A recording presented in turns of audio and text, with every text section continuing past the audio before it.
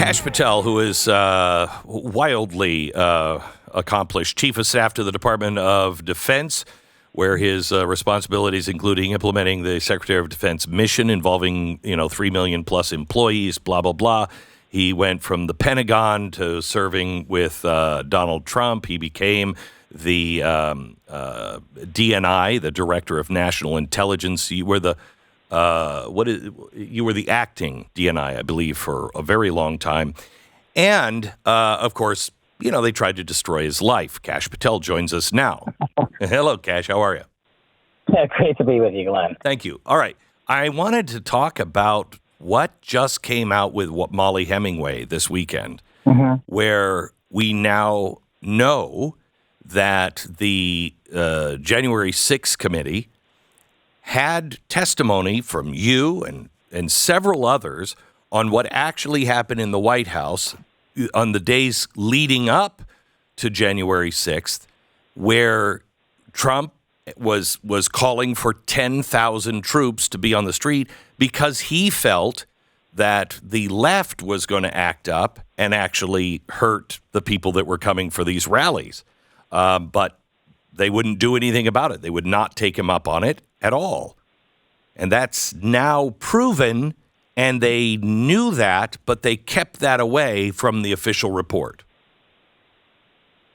Yes, Glenn, just like when the FBI went to a FISA court and lied to them and withheld exculpatory evidence just to target a political opponent and unlawfully surveil him, the January 6th committee took one page out of their book and repeated that same instance of conduct for a propaganda political endpoint. I was in the Oval Office as chief of staff to the DOD days before January 6th. President Trump unequivocally authorized 10 to 20,000 National Guardsmen and women.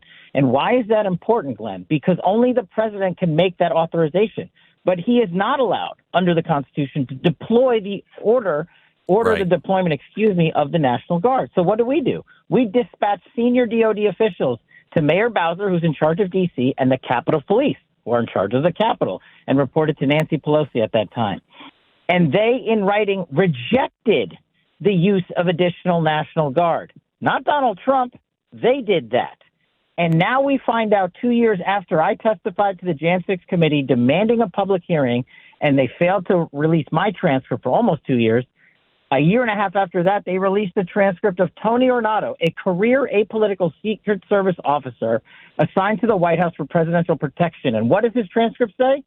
He confirms that President Trump, days before, authorized the use of 10 to 20,000 National Guardsmen and women, and the chief of staff, myself, the Secretary of Defense, and the chairman were all in the Oval Office when it happened.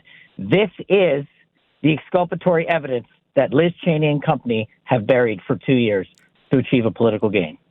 So, Kash, we are so corrupt now. People are saying if they could do this to the president of the United States, they'd do it to anybody. Well, they are doing it to many nobodies and anybody. And this has got to stop. It doesn't seem like the mainstream media cares, but at some point, it will reach enough ears where people will say, I am afraid of this government, quite honestly. They are everything that they say Donald Trump is. They're already doing it. What do you say? Their hypocrisy. Go ahead. Go ahead, sorry. No, go ahead. Their hypocrisy, as I think you were alluding to, their projection is what they do, and they own the mainstream media. So back when we did Russiagate, and if you tie the threads together of their similar conduct between Russiagate, between FISA, between January 6th, between Hunter Biden's laptop, the 51 Intel letter, just to name a few things, they use the same playbook. Lie as government gangsters, destroy the American faith in the institution, but utilize their partners in the media to make themselves look like the heroes. And I think the breakthrough we are now having is we have proven right each and every one of these instances, the truth. So, Kash, at some point, the tables turn, and the country is already turning against a lot of this stuff. And you're running a guy who just he's not going to win. If it's fair, there's no way he's going to win. It'll be Trump in a landslide, I believe. However, that's if it's fair. However, they don't seem worried about it at all. What is their end game? How do you keep your borders open, have murders happening on our streets, crime on the streets? We're going to have a terrorist attack. It's only a matter of time. What's your exit plan? Because Bubba is going to look at this and go, well, you were the ones who caused it. Mm-hmm. I think the exit plan for the radical left wing and mainstream media is Trump derangement syndrome, get him at all costs. What I think we've done over time through your great reporting and your network's amazing reporting of the truth is Americans are saying, wait a second, those things are not right-wing conspiracies. That's the truth. The mainstream media lied to me. And I think what President Trump is brilliantly doing is taking that on the campaign trail every day and saying, yes, there's corruption in D.C. Yes, they're rigging presidential elections. But yes, we can defeat them because we are going to win so big that the rig is not going to matter. And every time we put out one of these blockbuster truths, I mean, this is like a Russiagate style reporting, blockbuster Newsday that I'm reporting to you directly with an op-ed to follow, the American people wake up in droves. And I think, maybe I'm naive, but I think that is going to carry the day to solve the corruption in D.C. I hope so, because it's really, it's disturbing to see how methodical they are. Do you think they knew that January 6th was going to happen? Yes. I think they not only knew, but the political monsters like Pelosi, Cheney, Kinzinger, Schiff, et al. Wanted that political narrative. Why else would you shut down an authorization for National Guardsmen and women? I mean, all you have to do is ask, they keep calling us liars. Just ask yourself this. If President Trump didn't authorize it, then how did me and the Secretary of Defense dispatch senior officials to Pelosi and Bowser's office seeking their request for National Guard? It would have been factually and legally impossible. And they shut it down because they wanted to hang that narrative and have that painting of no-climb fence and a militia-style downtown Kandahar in downtown Washington, D.C. to achieve their political narrative, which was insurrection. It failed in court, and now it is failing in the court of public opinion because the truth has finally come out that the January 6th committee buried evidence that corroborates what we've been saying for 3 years. How deep does the corruption in the military and intel go? Did we have incognito special forces on the ground on January 6th? No. That's not to say a civilian who was a special forces operator didn't himself go. But me and the Secretary of Defense would never have allowed that. That would have broken the chain of command. It's just not what would have happened. And we didn't have that there on that day. But the intel, I mean, you were DNI. Yeah. The intel industry is doing stuff that you wouldn't have liked or wanted to happen either. Do you agree with that? Oh, absolutely. Yeah. Absolutely. Chris Wray had the intelligence. And just ask yourself this. How is it that Starbucks and Dunkin' Donuts knew to board up the windows in and around the Capitol, but the intelligence community and the FBI didn't? Well, as it turns out, Christopher Wray had an intel report saying that there could be violence in and around January 6th. And what did he do? He withheld it. He suppressed it. The calling card of the deep state. As long as your political narrative is advanced, suppress the truth. And that is what they did. And the intel community, top to bottom, isn't corrupt. It's corrupt at the top with a couple of minor players in between. And we can reform that by removing them and putting in the right personnel package. Did you see the story that came out today about 2022 when Putin was threatening with a nuke and how President Biden, went to the Murdoch's house and was talking to all these people about a briefing he just had about how this is going to become true. And the government went on high alert.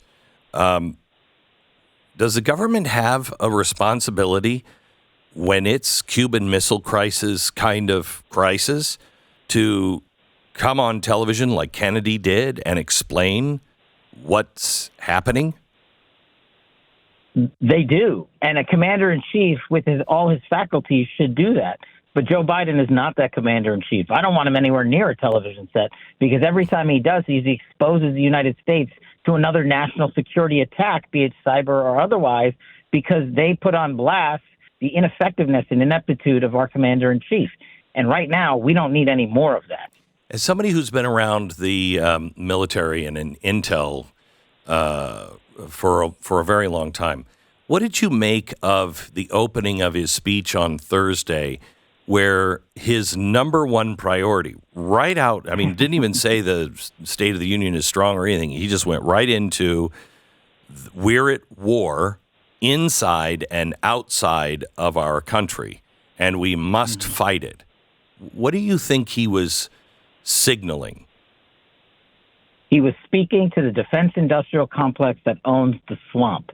The state of our union from our commander-in-chief was the state of the Ukraine. That's what he led out with, and that should never happen. It is a world war of his making, and he is hustling D.C. along with the corrupt politicians who are owned by the defense industrial complex to do one thing: print money and send our men and women overseas to fight yet another war for another person and another political target to achieve victory at home on the political battlefield. Damn the cost in blood and treasure. That's what Joe Biden was doing, putting America last.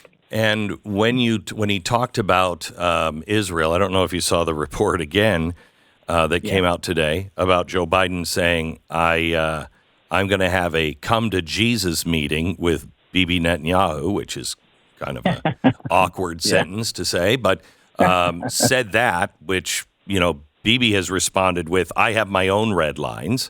And then we're building a dock for Gaza, and we're going to be delivering food. Does that sound like a good idea? It is an overt act of aggression. He is building a dock and saying we're not going to put boots on the ground. So we're going to put boots on planks and wooden boards in the territorial waters of a sovereign nation. Would the United States of America ever stand for anyone building a dock off our eastern seaboard to provide aid for any inner city folks? Absolutely not. It's a violation of domestic, federal statute, and international law. It is an act of overt aggression.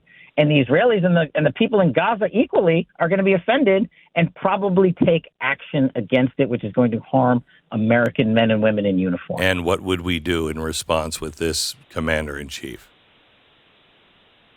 We would, unfortunately, double down on the fight, and we would be looking at another 20-year Afghan campaign because Iran is flush with cash thanks to Joe Biden. They launched the war in Israel through Hamas, their proxy, and they are buying weapons at a rate that has never been seen before, and Joe Biden is weak on the global stage.